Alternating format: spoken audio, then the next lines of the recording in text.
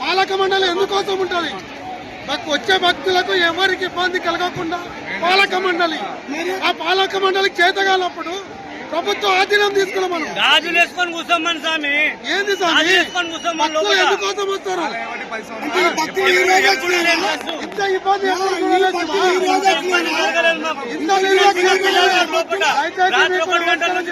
పాలక మండలికి నమస్కారం చేస్తాం.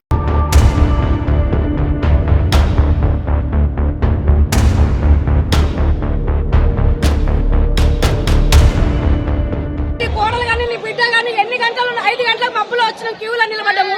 అదే మీ బంధువులకు అట్లనే నిలబడరా? ఏం తినాలి? ఒక్కోని నీళ్లు లేవు, నిద్ర లేదు. శ్రీశైలం జాతరకు వచ్చి దేవుని దర్శనం చేసుకోకపోదామని మంత్రి వస్తున్నాను ఎంతమందిని ఆగం చేసినాం. ఇప్పుడు దర్శనం లేదు, ఏం లేదు.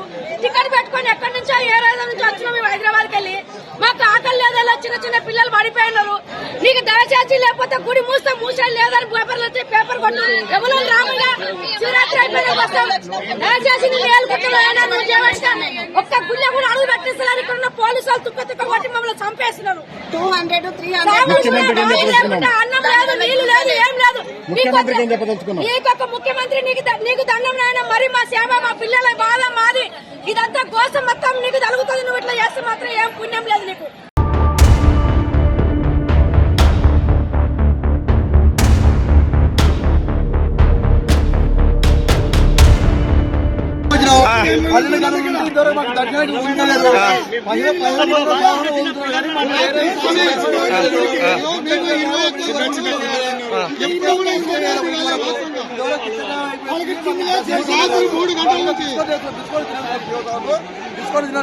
పాలు నీలో ఇస్తే తాగుతారు.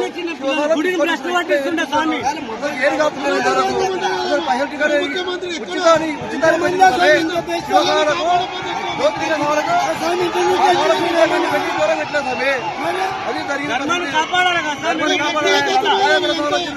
ఈ 3